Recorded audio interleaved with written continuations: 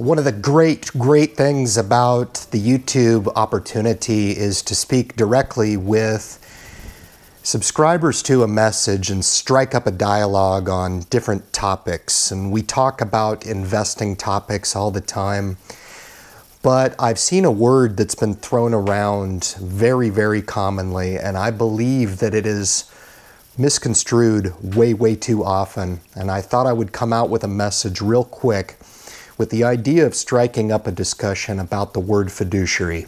All right, a fiduciary basically in theory is bound by an oath to have the client's best interest in mind.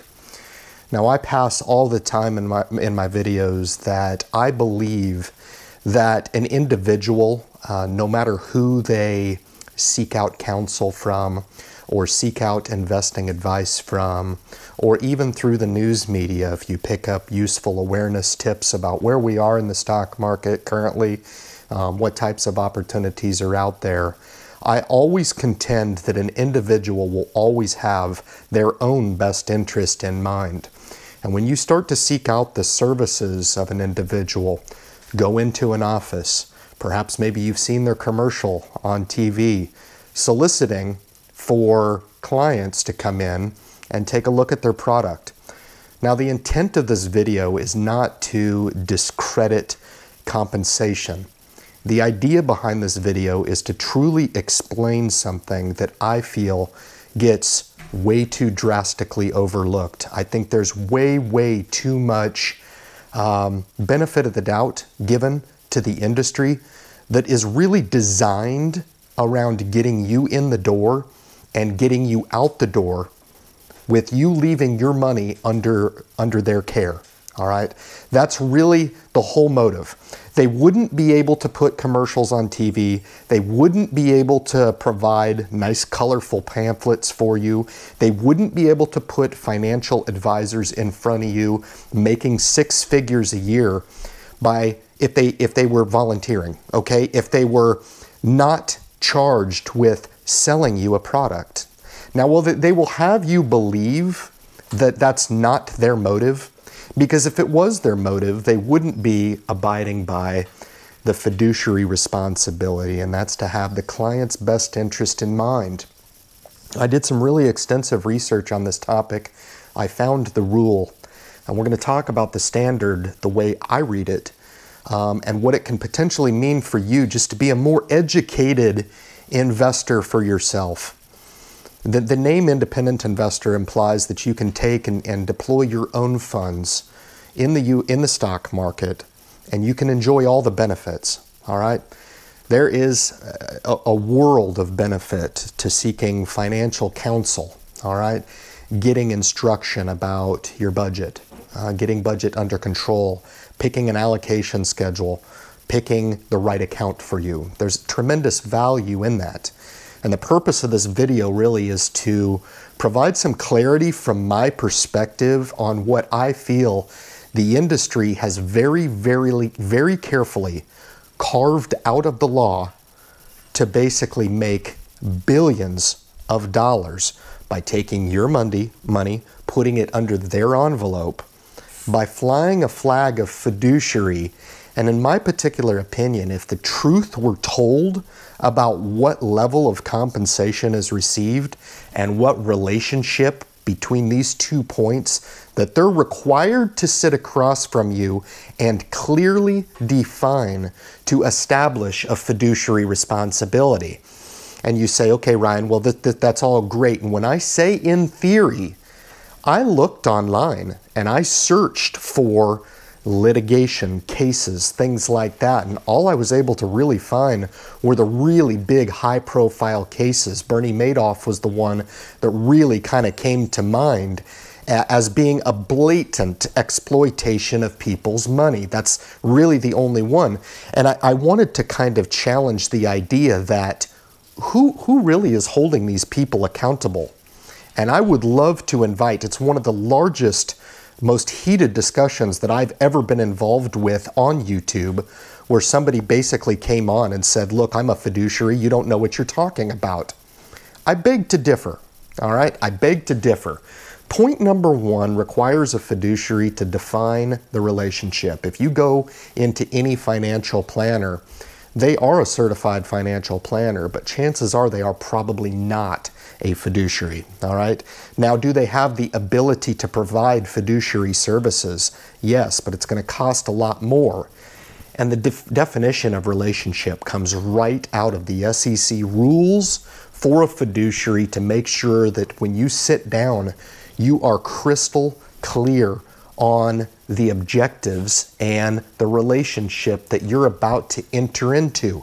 If you are not 100% certain, or the individual that's sitting across the desk from you has not provided a crystal clear, not only explanation, but documentation for you to review and agree to, then you in fact do not have a fiduciary responsibility. And I find it floated all the time as if it's just common nature, as if everybody around the corner is a fiduciary, and that is the farthest from the truth. Now, I contend that there are wonderful financial planners out there making a lot of money, and they're very, very good at their job.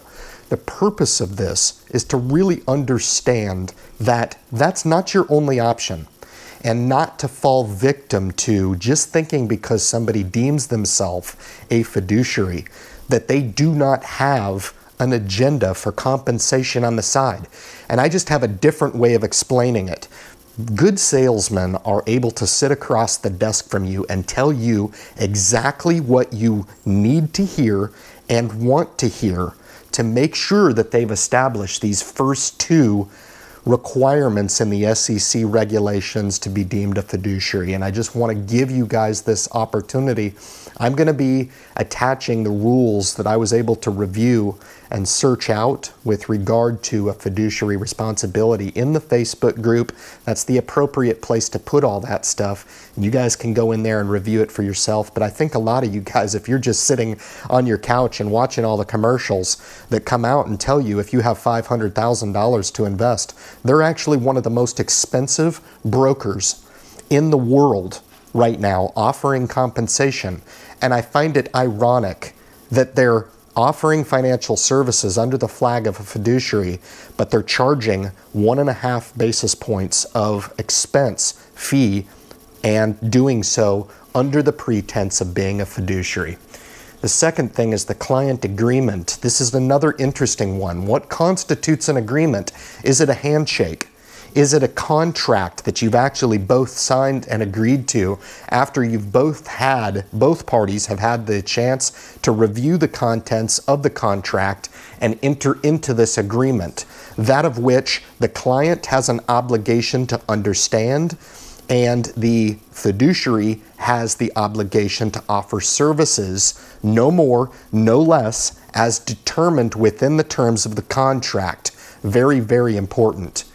The last thing here is what really is the standard, and I found it interesting. Under the actual financial planner SEC regulations, should and shall have a very, very different legal meaning than may.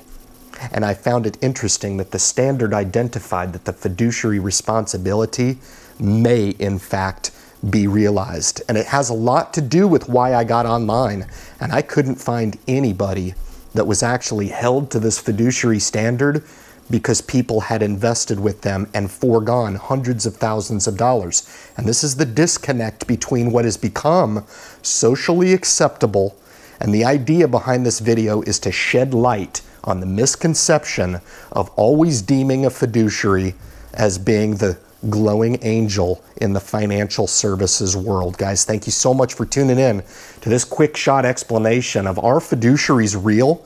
It gets your mind open to alternatives out there. Really question the motives when you introduce somebody to your financial portfolio outside of yourself. chances are you're probably going to pay for that service. And if it seems too good to be true, it probably is. Guys, leave your comments at the bottom of the video. Hit the like button for me. And if this is your first time joining the Independent Investor channel, you want to consider subscribing to the channel. I'd be gracious if you could come in and join us, support the message that we're putting in through for investors, educate them up, and just be that much stronger in understanding the options along the wide range of the financial institutions. Guys, thank you so much for joining into the message, and good luck in your investment future.